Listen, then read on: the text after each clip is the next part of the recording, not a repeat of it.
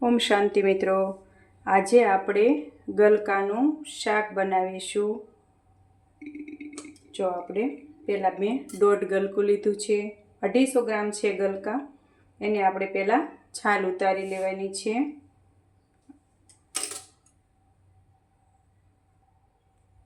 આ રીતે આપણે છાલ ઉતારી લઈશું। પહેલાં એક ગલકાની મેં ઉતારી લીધી છે, આ બીજા ગલકાની હું છાલ ઉતારું છું।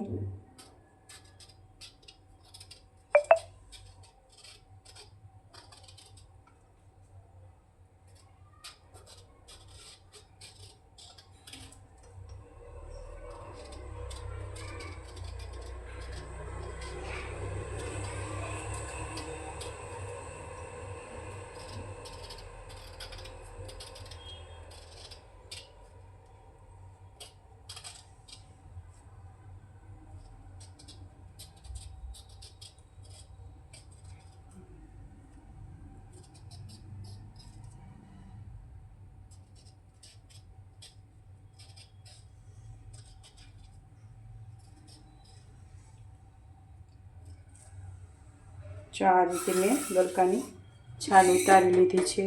હવે આપણે એને નાના નાના પીસ કરી લઈશું। જો નાના નાના ટુકડા કરી લેવાના છે। કોને ગલકાનું શાક ભાવે એ મને કમેન્ટમાં લખીને જરૂરથી કહેજો। અમારા ઘરમાં બધાયને ગલકાનું શાક બહુ જ ભાવે છે।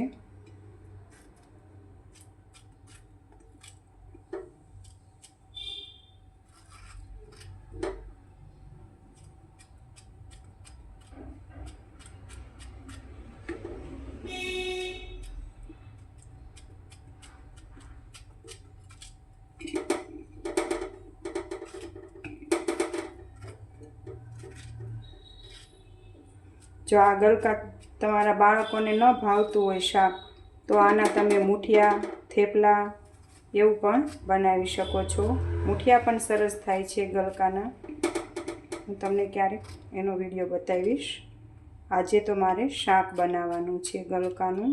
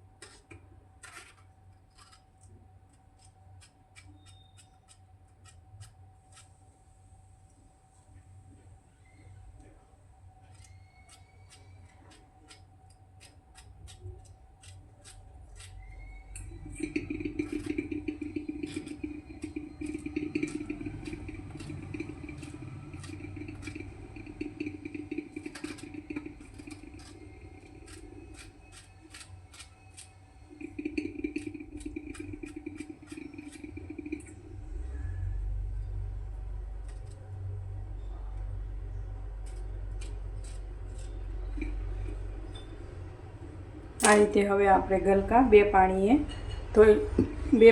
ધોઈ લેવાના છે। હવે આપણે ગેસ ચાલુ કરી દીધો છે અને આપણે ગલકાનું શાક બનાવવાનું છે। આ મેં ગલકા બે પાણીએ ધોઈને રેડી કરી લીધા છે। હવે આપણે આમાં તેલ મૂકવાનું છે।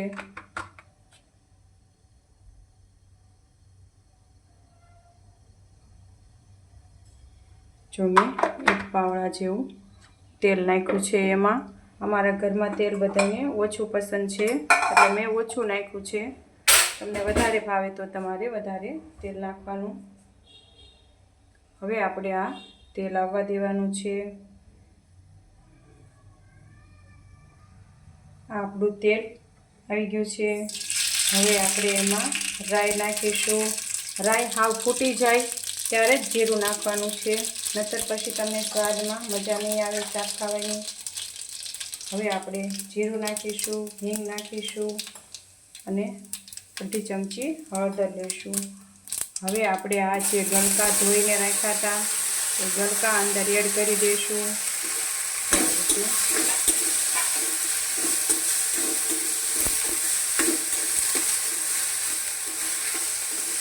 જો આમાં તમને ટમેટું ભાવતું હોય તો તમે નાખી શકો છો, પણ અમે નથી નાખતા. ટમેટાવાળું શાક ગલકાનું સ્વાદ નથી આવતો અમને, એટલે અમે નથી નાખતા. અમે આ રીતે સાદું જ ગલકાનું શાક બનાવવાના છીએ.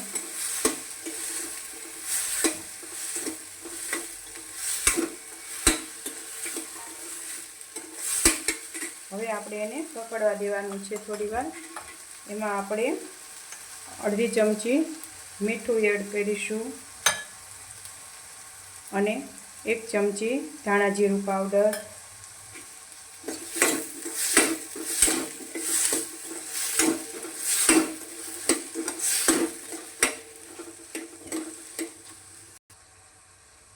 આ રીતે આપણું શાક પકડી ગયું છે.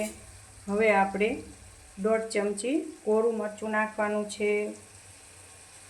તમે લસણવાળું ખાતા હોય તો લસણવાળું પણ નાખી શકો છો. અમે નથી ખાતા, કારણ કે ભગવાનને મારે થાળ જમાડવાનો હોય છે, એટલે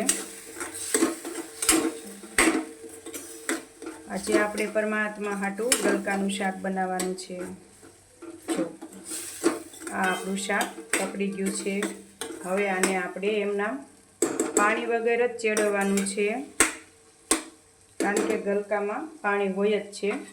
હવે આપણે આ વરાળે ચડવા દેવાનું છે.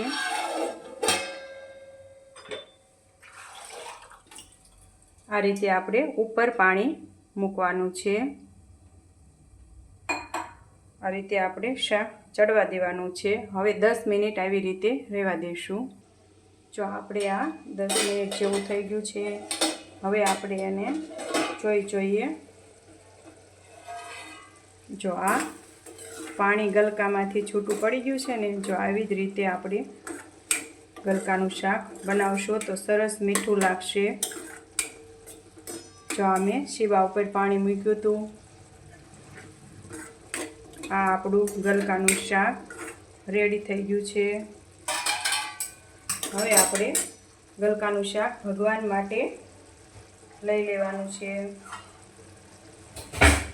ચાલો હવે ગેસ આપણે બંધ કરી દઈશું. આ આપણું ગલકાનું શાક રેડી થઈ ગયું છે. જો મિત્રો દેખાવમાં કેવું સરસ થયું છે. જેવું દેખાવમાં છે એવું ખાવામાં પણ ટેસ્ટી છે. ચાલો આપણે પરમાત્મા સાટું લઈ લઈએ. જો આ આપણું ગલકાનું શાક રેડી છે. આવી જ રીતે તમે પણ ગલકાનું શાક બનાવજો અને પછી મને કોમેન્ટમાં કહેજો કેવું લાગ્યું. ઓમ શાંતિ.